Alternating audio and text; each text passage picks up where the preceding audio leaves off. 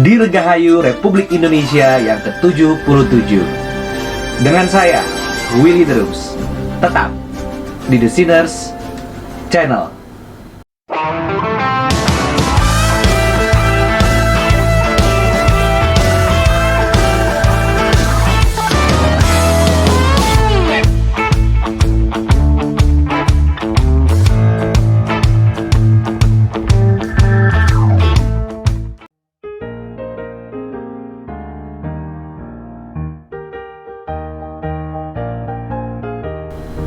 Di Indonesia, hubungan antara agama dengan negara terdapat coraknya di dalam Pancasila.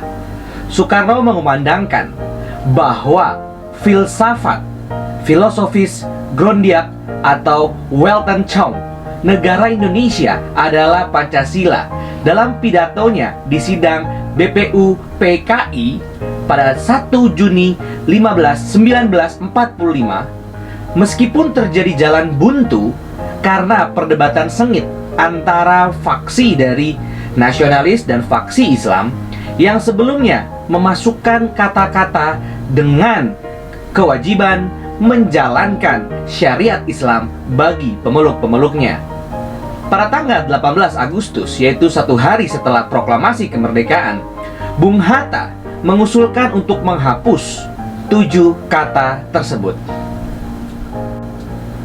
Maka rumusan Pancasila menjadi 1. Ketuhanan yang Maha Esa, 2. Kemanusiaan yang adil dan beradab, 3. Persatuan Indonesia, 4. Kerakyatan yang dipimpin oleh hikmat kebijaksanaan dalam permusyawaratan perwakilan, 5. Serta dengan mewujudkan suatu keadilan sosial bagi seluruh rakyat Indonesia.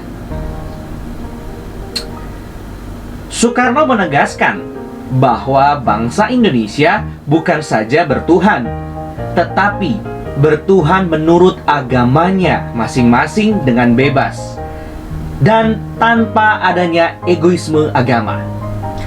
Pancasila tidak mengusung negara agama yang memiliki agama tunggal, melainkan memberikan kebebasan warganya untuk beribadah sesuai dengan agama dan kepercayaannya masing-masing, seperti yang tercantum dalam Undang-Undang Dasar 1945 Pasal 29 yang merupakan konstitusi negara.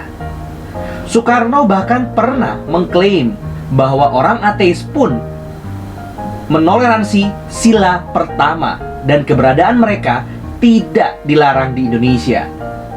Pancasila menolak sacred public square, di mana yang menjadi tolak ukurnya bukanlah keadilan, tetapi satu agama yang bersifat superior, eksklusif, diskriminatif, memiliki hak istimewa bagi mayoritas, melawan semangat Bhinneka Tunggal Ika, dan anti-demokrasi. Meskipun bangsa Indonesia adalah bangsa yang beragama, tetapi kehidupan keagamaannya tidak hanya dilakukan di ruang privat.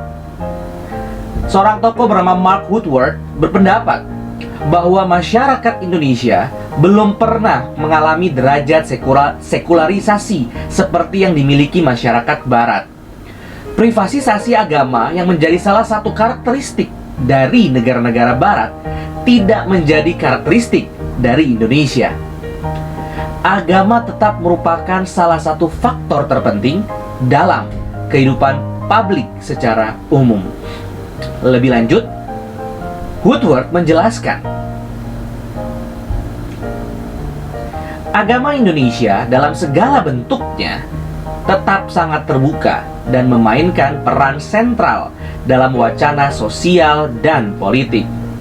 Keragaman agama hanyalah sebuah fakta bahwa Indonesia adalah negara muslim terpadat di dunia, tidak mengubah fakta bahwa Indonesia akan tetap dicirikan oleh keragaman agama. Terhindarnya Indonesia dari corak privatisasi agama seperti di negara Barat tidaklah mengherankan, mengingat bahwa baik Soekarno maupun Bung Hatta sejak awal telah mengkritik akan demokrasi tipe negara Barat. Masih dalam pidato 1 Juni 1945, Soekarno telah menegaskan bahwa demokrasi yang dimiliki Barat hanyalah politike demokratie, demokrasi politik, tanpa sosiale demokratie, demokrasi sosial, sosial rechtvaardigheid, keadilan sosial, dan ekonomis demokratie, demokrasi ekonomi. Bung Hatta juga mengkritik individualisme Barat yang telah mengakibatkan kehidupan sosialnya hancur karena kapitalisme yang telah menjajah ekonomi dan politik. Kehidupan beragama yang muncul di ruang publik dapat mencegah terjadinya radikalisme agama. Agama akan bersaksi keras jika terjadi privatisasi agama seperti dalam konsep Nick Public Square. Reaksi agama yang diikuti dengan unsur balas dendam tersebut akan mengganggu ketertiban umum. Seorang tokoh bernama Marshall berpendapat bahwa ada dua faktor yang menghambat kebebasan agama, yaitu negara yang menjadikan satu agama sebagai agama negara dan negara yang terlalu sekuler yang menekan ekspresi agama di ruang publik. Kendati tidak dapat dipungkiri bahwa terdapat kelompok radikalisme agama di Indonesia, namun menurut Ahmad Syafi'i Ma'arif, Indonesia terlalu besar untuk dihancurkan oleh kelompok tersebut, sehingga segala usaha yang dilakukan oleh fenomena yang sifatnya hanya sementara ini akan sia-sia saja. Menurut Ma'arif, maraknya bom bunuh diri yang dilakukan oleh para ekstremis yang ia sebut sebagai rongsokan peradaban Arab akan segera berakhir ketika Indonesia dapat mengatasi persoalan ekonomi.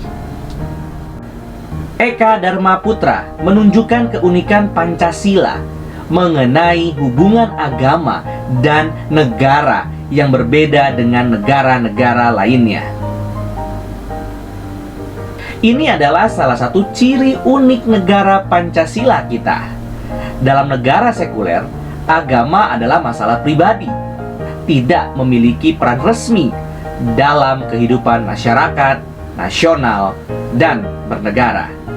Dalam negara agama, satu agama memiliki peran dan tempat yang sah, tetapi bukan agama. Hanya di negara Pancasila, semua agama memiliki peran yang sah dan tanggung jawab bersama, dan semua ini harus dilakukan dalam kebersamaan. Togetherness yang dimaksud oleh kebersamaan, yang dimaksud oleh Dharma Putra, bukanlah hidup bersama tanpa kebersamaan dan dialog yang ikhlas, peaceful coexistence, tetapi hidup dalam kerjasama satu dengan yang lainnya, creative pro-existence. Meskipun hidup dalam perbedaan identitas dan keyakinan, tetapi memiliki tujuan bersama untuk kepentingan bersama.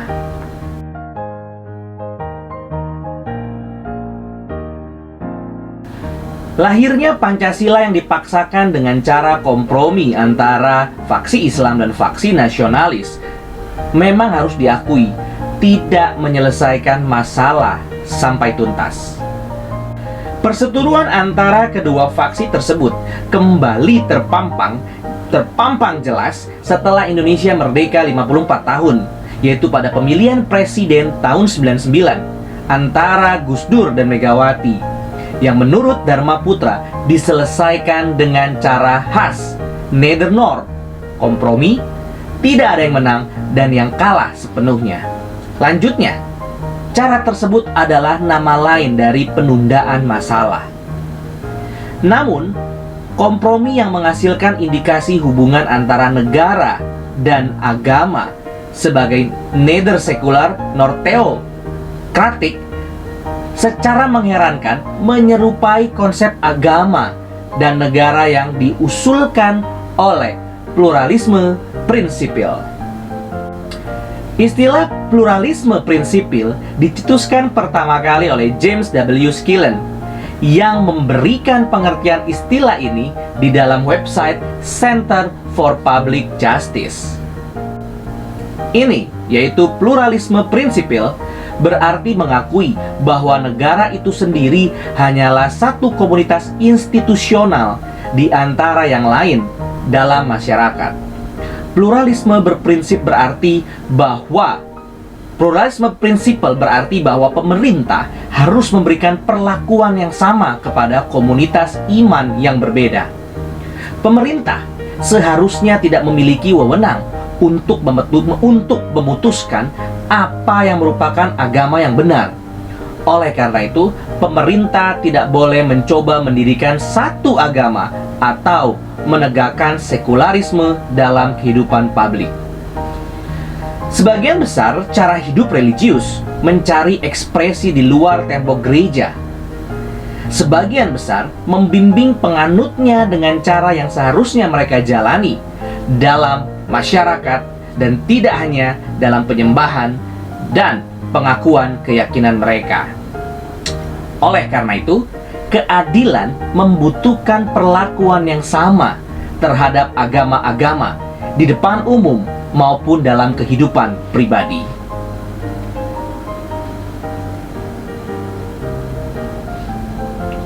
Fakta bahwa Pancasila sesuai dengan pluralisme prinsipil membuka pintu untuk menghubungkan apakah Pancasila lahir di bawah pengaruh pluralisme prinsipil atau tidak.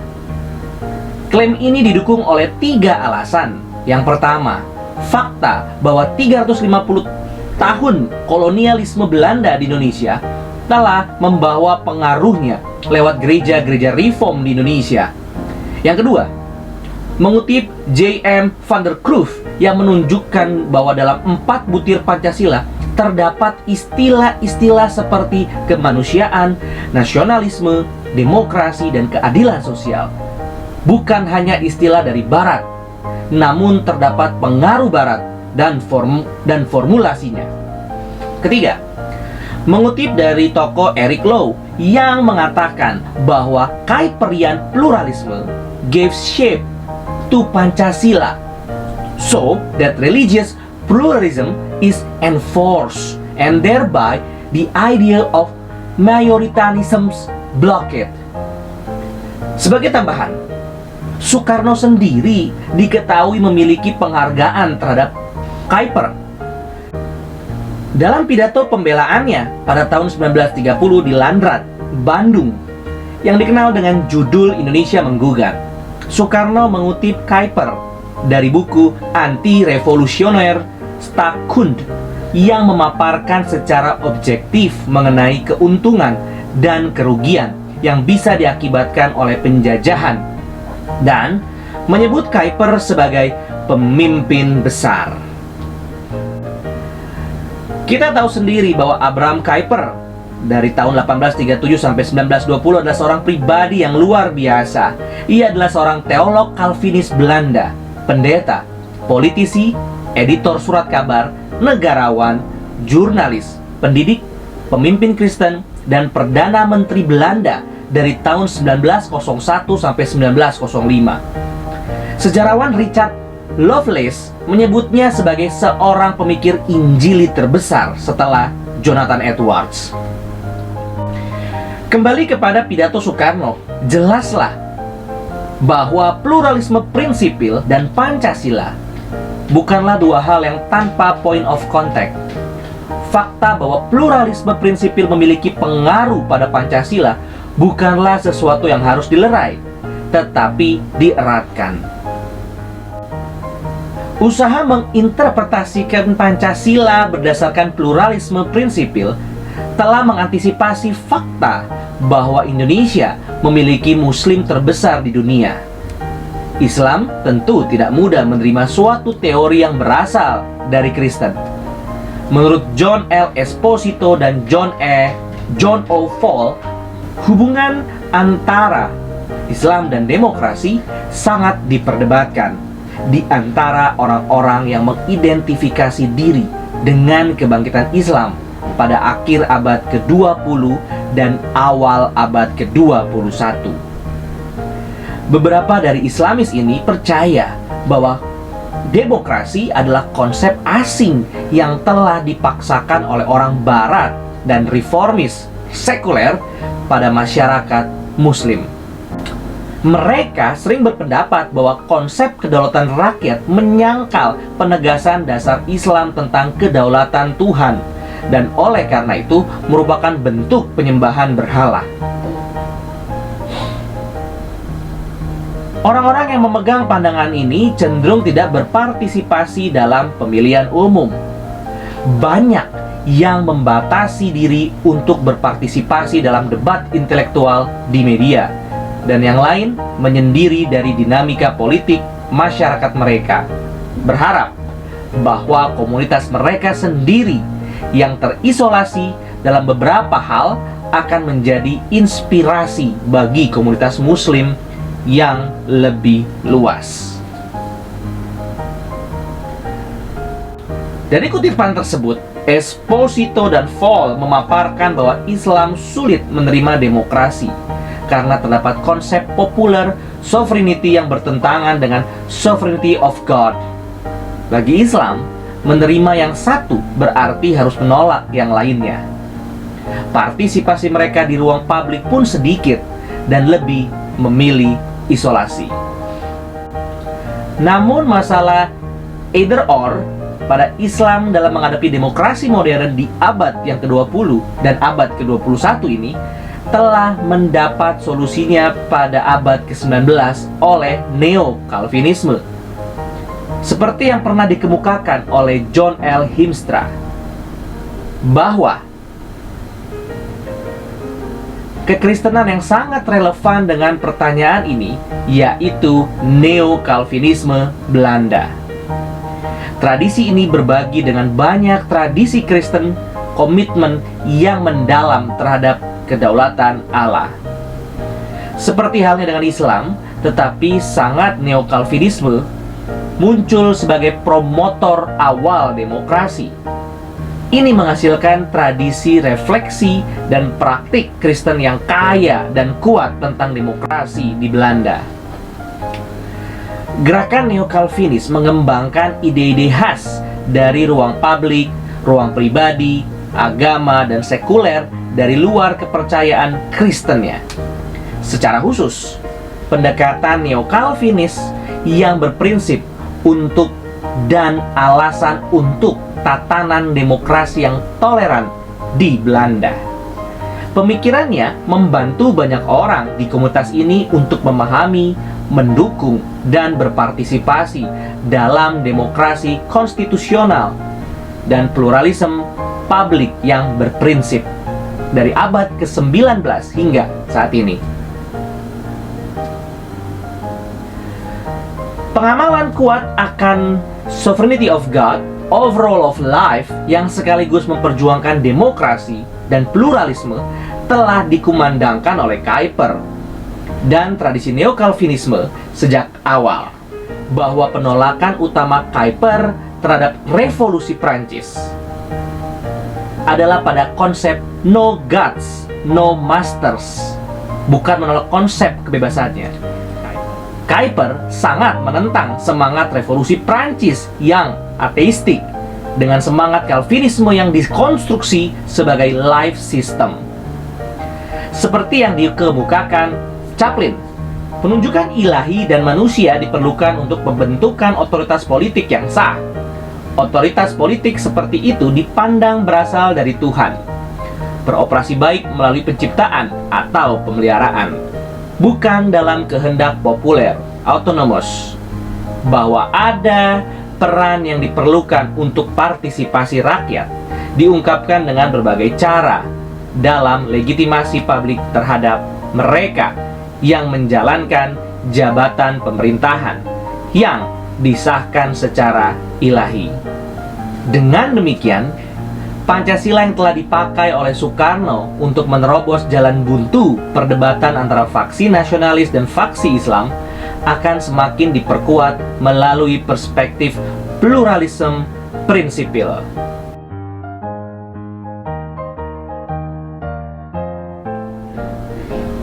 Meskipun Pancasila dan pluralisme prinsipil terdapat kesesuaian hubungan agama dan negara, Pancasila masih kurang dalam mengelaborasinya. perspektif pluralisme prinsipil dibutuhkan untuk memberi interpretasi kepada Pancasila demi tercapainya tujuan Pancasila itu sendiri. Sila pertama dalam Pancasila yaitu ketuhanan yang Maha Esa. Jika dilihat dari perspektif pluralisme prinsipal, harus mempresaposisikan akan kedaulatan Allah. Karena kedaulatan Allah adalah sumber segala otoritas manusia. Mengutip Eka Dharma Putra, posisi ketuhanan yang Maha Esa yang ditempatkan pertama harus dilihat sebagai the guiding principle bagi keempat sila lainnya. Dan dalam pengertian tertentu, sila kedua, ketiga, keempat, dan kelima tunduk kepada sila pertama. Tanpa kedaulatan Allah yang mendasari keempat sila lainnya, Pancasila bisa jatuh kepada liberalisme, di mana individualitas yang diberikan Allah berubah menjadi individualisme yang menundukkan struktur-struktur sosial di bawah otoritasnya. Seperti yang dikemukakan oleh Herman Dooyeweerd, bahwa a waterlight division between state and church and introduce the religionless state where faith is completely excluded. Sebaliknya, dengan mengakui kedaulatan Allah, seorang individu selain sadar memiliki kebebasan, ia juga sadar akan adanya dimensi transendental dan konsep benar salah di hadapan Allah. Dengan menempatkan sila ketuhanan di tempat yang teratas, bukan berarti agama secara institusi juga ditempatkan di atas. Penempatan tersebut akan menyalahi struktural pluralisme karena agama akan merampas otoritas yang dimiliki oleh negara teokratik. Kuyper berargumen bahwa teokrasi hanya berlaku pada zaman Israel. Lebih lanjut, menurut Chaplin, pada zaman gereja mula-mula, Kristen jauh dari teokrasi. Gereja mula-mula lahir sepenuhnya di luar parameter kekuasaan publik, tidak mencarinya dan menganggap dirinya sebagai komunitas kontra budaya radikal yang menolak banyak nilai-nilai publik yang digembar-gemborkan masyarakat Kekaisaran Romawi. Kemuliaan, kecakapan militer, hierarki sosial, penghinaan terhadap yang lemah. Itulah sebabnya ia mengalami penganiayaan berkala dari otoritas Romawi. Di sini jelaslah bahwa pluralisme prinsipil bertentangan dengan segala usaha yang pernah dilakukan oleh gereja di dalam sejarah untuk menguasai negara. Struktural pluralism juga harus dipakai untuk menafsirkan apa yang Soekarno kumandangkan pada pidato lahirnya Pancasila ketika mendorong orang Islam untuk banyak masuk ke dalam pemerintahan agar hukum negara berdasarkan hukum Islam, dan juga ketika ia mendorong orang Kristen banyak masuk ke dalam pemerintahan agar hukum negara berdasarkan Injil. Jika ditafsirkan berdasarkan struktural pluralism, jelaslah Soekarno tidak menghendaki adanya perda syariah maupun perda Injil, karena dalam hal ini agama sedang merampas otoritas negara.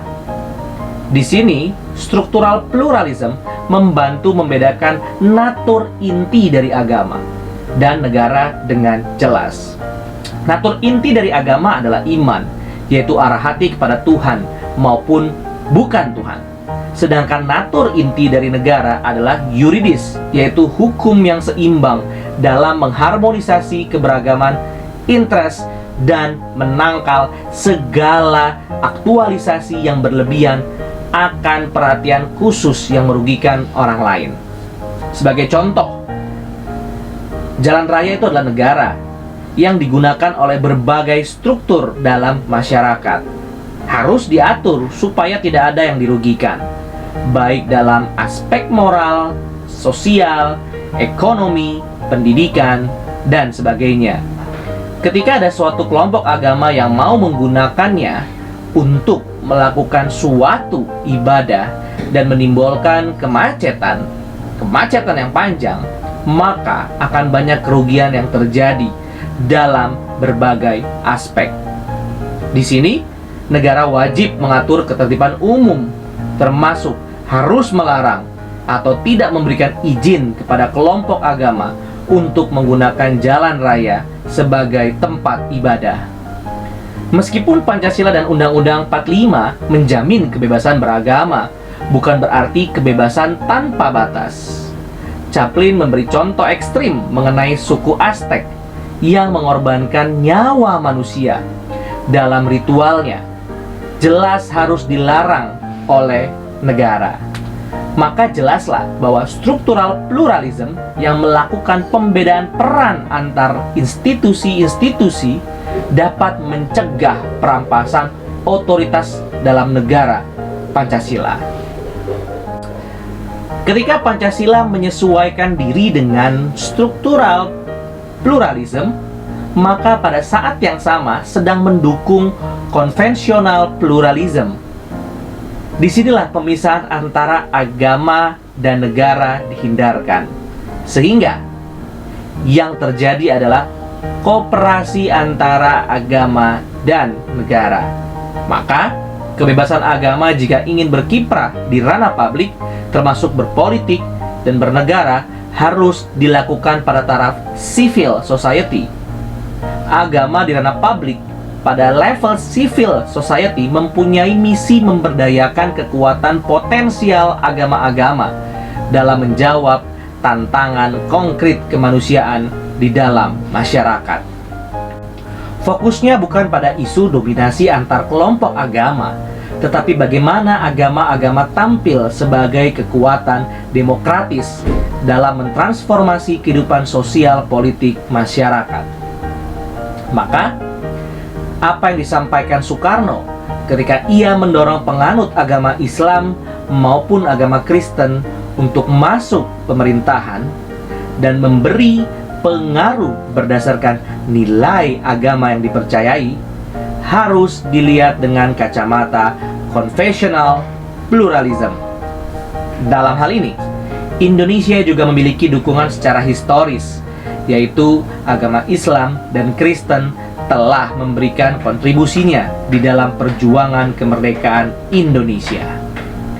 Oleh sebab itu, dapat disimpulkan bahwa Pancasila dan konvensional pluralisme memiliki hubungan yang selaras.